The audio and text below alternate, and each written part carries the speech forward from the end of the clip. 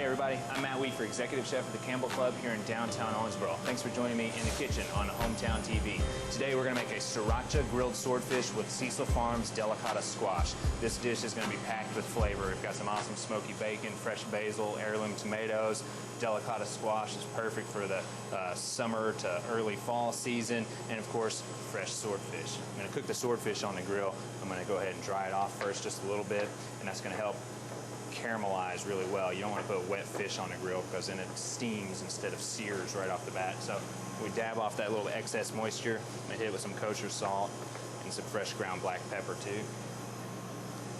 Seafood doesn't need a whole lot because it tastes good all on its own, so I just try not to mess it up by putting too much on there. A little bit of canola oil, and again, this is just going to aid in caramelization, help keep it from sticking on the grill. I'm going to throw this on the grill.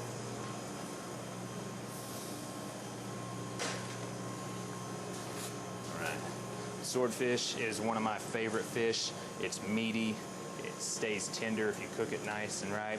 You always want to cook it, beyond medium well at least, but it stays juicy and it's just packed with flavor, and it can stand up to a lot of other flavors too. So it's very, very friendly fish. All right, got a nice hot pan here. We're going to saute some Delicata squash. I'm going to start off with canola oil, add some leeks, just thinly sliced leeks. Using this instead of onions. Leeks have a nice delicate onion flavor. They're a little bit more mild. They're not as tart. It's got a great fragrance to it as well. I'll let that go for just a second. I'm going to add some bacon to it too. All I want to do is just soften this a little bit. I'm not looking for a lot of caramelization on it. Add this good already pre-cooked bacon. Just cook our bacon in the oven, get it good and crispy, and that way we can chop it up and throw it into a dish from any time we want. Adds great smokiness to it, of course, and I mean, it's bacon, it makes everything delicious, so let that go. It just wakes up the bacon, renders out some of that fat. Some minced garlic in here too. Okay.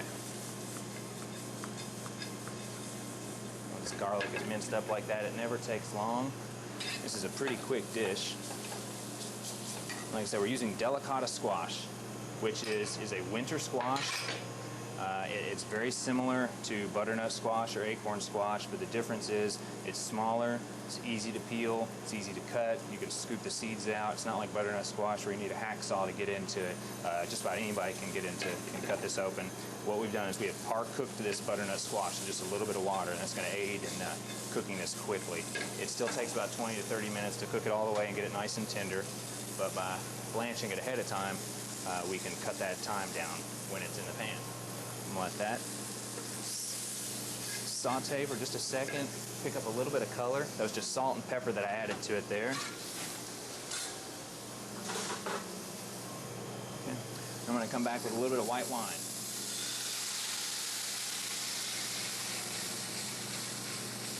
It deglazes the pan, pulls those sugars into it, adds them back into the sauce. It adds a little bit of acidity too. You can use some chicken stock here.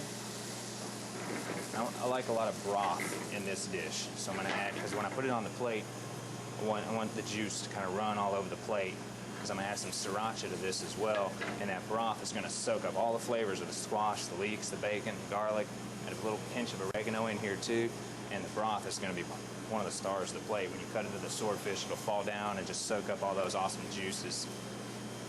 There we go. Bring this up to a boil. And again, we're using Sriracha, which is a garlic chili paste. You can find it just about any grocery store. Little goes a long way. It's a great condiment by itself, or like I said, just a little couple of dabs in there. And what that does is it just enhances it to another level. It adds some heat, it adds some garlic, and it's a good quick flavor booster. Okay. Let that simmer.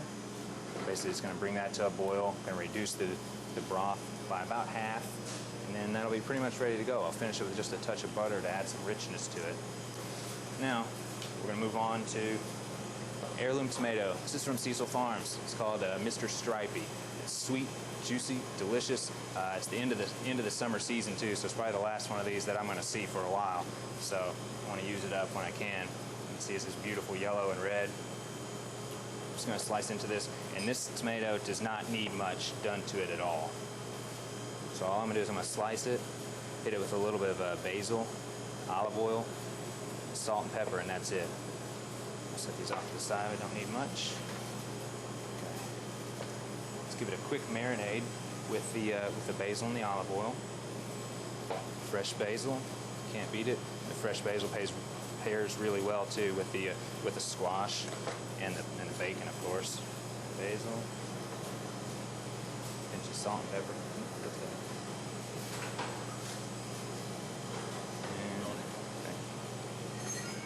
I'm going to give it a good bit of olive oil here. You can do this ahead of time. You don't want to do it too far in advance because the basil will start to brown and get texture of it will change, and it's just not as pretty.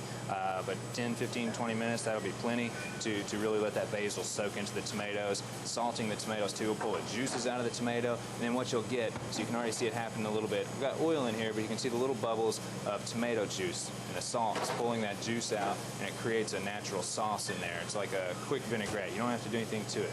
Just time, salt and thyme, that's all it needs. All right, let that sit. Back to our pan here. I'll let it go a little too far, so I'm gonna add just a touch more chicken stock. We don't add salt to our chicken stock, so we can keep adding to it if we need to, and all that does is just amplifies the flavor, makes it that much more intense without concentrating the salt too much. All right, turn it off. Again, knob of butter, just about a teaspoon or so. I use canola oil at the beginning because I like the neutral flavor, but I'm adding the butter in here at the end because I want that creamy, really buttery flavor. And if you saute with the butter, you kind of lose that. But by emulsifying it in here at the end like that, you get that just good, natural, melted butter flavor, which is, of course, nothing but delicious. Let that sit, marry. Now, like I said, I like a lot of broth on this dish because I want the swordfish to be able to soak up into it. I'm going to go ahead and put this on the plate first. You'll see what I'm talking about when I put it on the plate. You can smell the bacon, you can smell the sriracha, the oregano. Perfect pack of flavor. All right, got that there is beautiful, beautiful. Come down with our swordfish. Right in the middle, and back with our tomatoes, just right on top. This sweet acidity from these tomatoes is going to be the perfect pairing. It really creates that bridge of a summer, late summer, early fall dish because you've got smoky, sweet, savory on the bottom, and bright, sweet summer on top. This is one of my favorite types of plates here. So you get a lot of flavors, a lot of layers too. All right, there you have it. It's our grilled Sriracha Swordfish. I'm Matt Weafer, Executive Chef of the Campbell Club. Come down and join us. Try out our 2-month free membership. It's open to the public. Anybody can come and eat. Just try out our 2 months free membership. Thanks for joining me on Hometown TV.